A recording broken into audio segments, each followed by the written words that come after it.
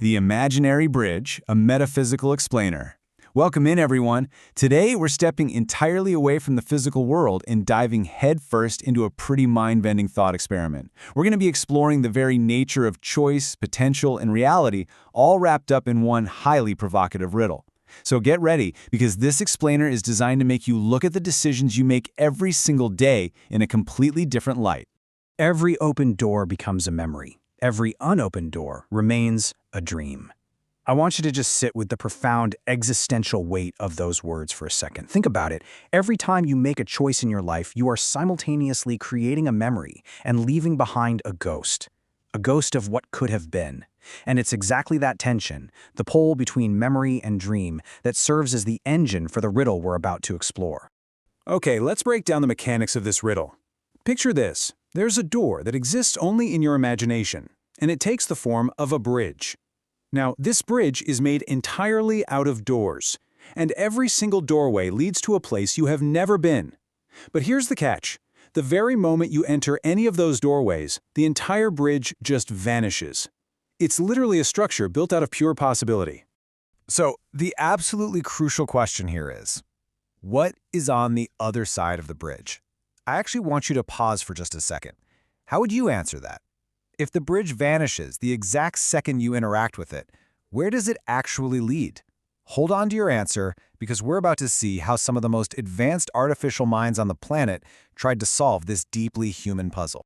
The spectrum of responses. 7 advanced artificial minds react. We wanted to know how 7 distinct AI models would handle a riddle so steeped in human longing. The goal wasn't really just to get a correct answer, but to see how they interpret something so abstract and so tied to the anxiety of choice. And honestly, the frameworks they revealed were fascinating. The spectrum of interpretations we got back was brilliant. You've got ChatGPT focusing heavily on identity, arguing that by crossing, you literally become someone new. Copilot goes a different route, pointing out the sacrifice of alternatives. But then look at DeepSeek's insight. It's beautiful, almost melancholic, right?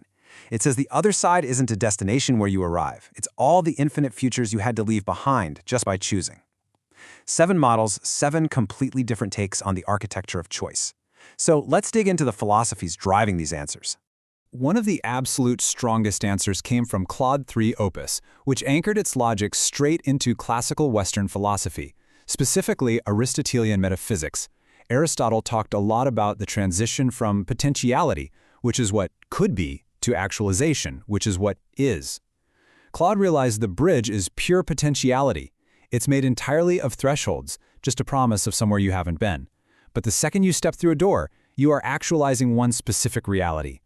And this ties perfectly into another heavy philosophical framework, existentialism. Existentialists are totally obsessed with human agency and how final our choices are. This riddle captures that perfectly. The bridge represents the heavy burden of an irreversible threshold.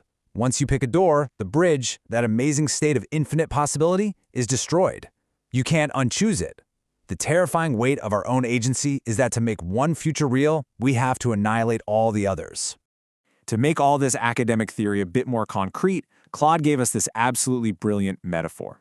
Imagine the bridge as a massive library filled with infinite unread books. The moment you pull just one book off the shelf and begin reading, that whole library of everything you might have read instead just collapses. You don't inhabit the library anymore, you're just reading your one book. The library didn't lead somewhere, it was simply the state of not having picked yet. The bridge is just the shape of choice, and it's only visible while you're undecided. Now, shifting away from traditional philosophy, it's wild to see how the models split on the physics of it all. On one hand, GPT-4 tackled it using formal logic and quantum mechanics, basically saying the choice is the inevitable collapse of a superposition. The wave function collapses into one reality, boom, done. But then Gemini took this incredibly postmodern approach. Instead of just playing by the rules of the riddle, it questioned the interface and the entire intent behind the question. Just look at Gemini's outlier question here. What if you simply walk across the bridge without entering any of the doors? That is an amazing question. Gemini realized the prompt says the bridge disappears by entering a doorway. It never actually says you must enter one. So it suggests a discipline crossing, where you treat the bridge as the path itself, and the doors are just distractions. It's a beautifully rebellious way to think about it. But let's be real for a second. Does Gemini's clever escape route actually hold up? Let's use some Socratic questioning. If we read the text closely, we're dealing with a recursive object. It says, the bridge is made of doors. If the entire structure is composed of doors, is there even a surface you can walk on that isn't a doorway? Every single step is a threshold. You literally can't walk across without choosing, because the bridge is the act of choosing. So Gemini's loophole kind of collapses under the weight of the riddle's own architecture. Then we have Perplexity, which took things in a super creative direction with what it called emojiglyphic resonance, basically translating the metaphysical state into symbols. The door represents the threshold, the actualization. The bridge is the liminal field, that suspended, magical state where all paths remain open.